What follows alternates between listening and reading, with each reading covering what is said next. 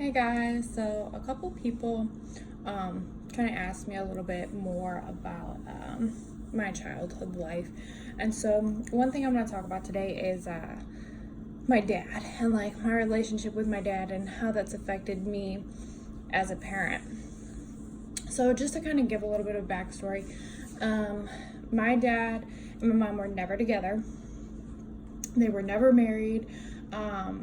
From literally since the moment I can remember, they were separated. But that was normal to me. Like, that's just how it was. So I went to Catholic school. I was the only kid whose parents weren't together, and I was also the only kid that had such young parents. My mom was 20, and my dad had just turned 21, I believe, when I was born. And all of my friends' parents were at least in like their 30s or 40s when they had their kids. So I had the youngest parents. But it was never like a thing because I didn't know any different. That's just how my life was, there was nothing else. So I get a lot of people that like their parents are married or were together like their whole childhood life. They're like, well, I don't want my kid to think that this is okay or this is normal or this or that or whatever. Your kid's not gonna care because that's just life for them. They don't know anything different. I remember I used to see kids' parents get divorced. And don't get me wrong, like that's a terrible thing, and like I feel for those people, but like at that time, like when I was growing up and kids' parents were getting divorced, they would be so distraught. Like I remember kids wanting to kill themselves because their parents weren't going to be together and they thought it was their fault or whatever it was. And like in my head, I'm like, it's cool. Like it's okay. I get 2 Christmases, I get 2 birthdays, like it's all good. But that was just me because that's how I knew it. However, like as I got older, I'm gonna say around 13 and 14 is when it started getting bad, like my relationship with my dad. When I was 12, he got remarried. He had gotten a lady pregnant, and after she found out she was pregnant, he proposed and they got married. I feel bad because the person that he told me that he was going to propose to, I actually thought was somebody else at that time, so I feel bad. But all in all, they got married when I was 12, and my brother was born. So I'm the oldest out of 4 on my dad's side. On my mom's side, I'm an only child. So I have 2 younger brothers and a younger sister. And when I was about 14, I started, I'm going to say like 13, 14, I really started making it known to my dad that I felt awkward or that I felt uncomfortable. I felt like the oddball. I definitely felt like the oddball when we would do things, just because we didn't do things the same way. My dad used to be a lot more, I don't know, fun, I guess is the best way to put it. Like we just did a lot of stupid, fun things that didn't cost money, but like to me growing up, I will never forget and have such wonderful memories of. My dad, he just kind of like stopped doing those things. My dad was adopted, and so like his adoptive parents, my grandma and grandpa, we would go over to their house. They would throw like big Christmas parties, have everybody over. It'd be like a huge ordeal. And then we stopped going over there as much. When holidays came around, we would either go the day before or we would go super early in the morning and then spend the rest of the day with my stepmom's family. And so of course my grandma and my grandpa, they stopped throwing these big Christmas parties because their son wasn't coming. I mean, I don't know if that's why that they stopped, but from my perspective, that's kind of what happened. And then when I was I think when I was 15, I'm not 100% sure on the age, but I think roughly around 15, I had made it really known to my dad how uncomfortable I felt, how I felt like an alien. I felt like the black sheep, because I was. Genuinely, I was. There was a lot of things in my life that I have gone through and was going through as a kid that a lot of other kids may not go through, but there are a lot of kids that do. And instead of listening to me and trying to understand what was wrong or what was going on, my dad kind of just said, nope, your feelings are wrong. Your feelings are wrong. That's not right. Somebody's telling you to say these things. Somebody's telling you to feel this way. Somebody's telling you, what you need to say to me, all this stuff. And that wasn't the case.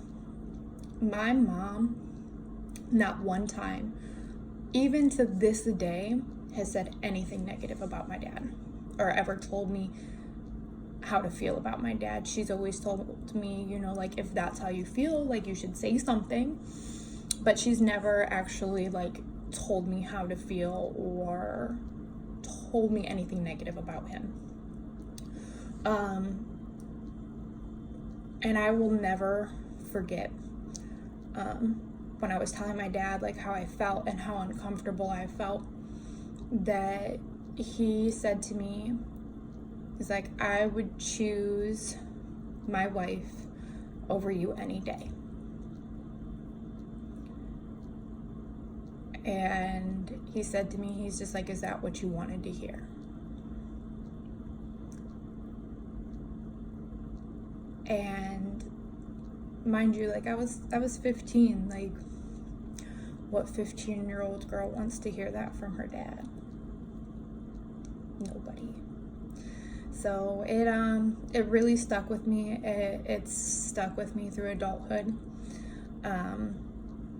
It sucked. Like, it really made me feel like crap. I think that the only reason I toughed out going to my dad so much was to be there for my siblings, because I wanted to be that big sister. I wanted to be, like, that protector and everything. And it sucks because they were really, really young when I stopped going over there. So the youngest one, my sister, she probably has no idea who I even am if she saw a picture of me. The middle one, he may, like, be like, oh yeah, she looks familiar, I don't know. And then the oldest one, I'm friends with him, like, on Instagram, some social media, and I really miss them. And he was so funny. They're all so goofy in their own ways. It's crazy. But I think that that's genuinely, like, why I stuck it out so much, because I wanted to be around them.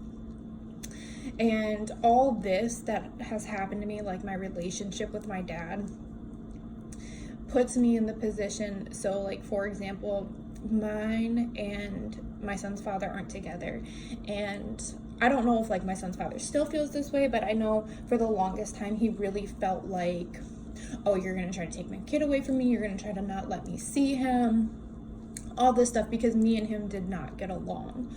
And I emphasized to him so much, like, I didn't have my dad, like, in my adult life. I didn't have him around. I didn't have him there to be supportive of me. And I know how that felt, and I would never want that on my child. Because at the end of the day, I know, me personally, like, I figured it out for myself how, like, the type of person that my dad was. And it's unfortunate, it sucks, but it is what it is. He might not be like that with his other kids, and I don't think that he is. I genuinely think that my dad just has, like, this perfect world going on over here, and when I come in, it reminds him of the BS that's over here. And instead of dealing with the BS and the perfect world, let's just forget about the BS and deal with perfect world. So with his life, because he's married, he has these 3 kids, he has a home, he's, it's like that white picket fence type of feel. That's that's where he's at and that's where he's comfortable, and that's okay. It is where it is, you know, like he knows how to be happy that way, and good for him. And with this, it's taught me a lot about forgiveness. It's very hard because like you would think like, oh, well, how can you be okay with your dad being cool with his other kids but wants nothing to do with you?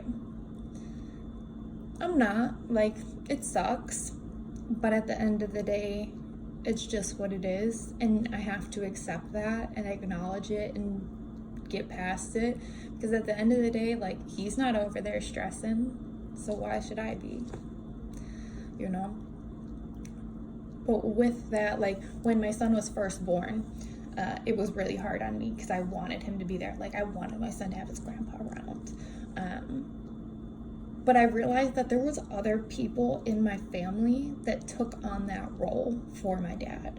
My dad didn't have to be there to take on that grandpa role. Like, my grandpa took on that grandpa role, which is amazing to me, because there are going to be people in your life that are going to back you up and support you and fill in those roles that your child needs. It doesn't have to be a male or a female or old or young. It doesn't matter. But there are going to be people there, and they might just be friends, a teacher that's going to come in and fill in that role for your kid, because the world just works like that. The world, you know, fixes itself. Everything works out on its own. Everything has a place.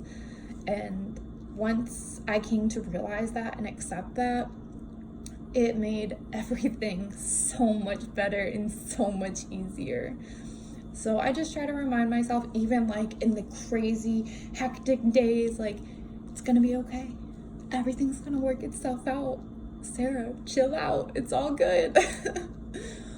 But at the end of the day, it's all about perception and how you view things and how you're gonna take something negative and turn it into a positive.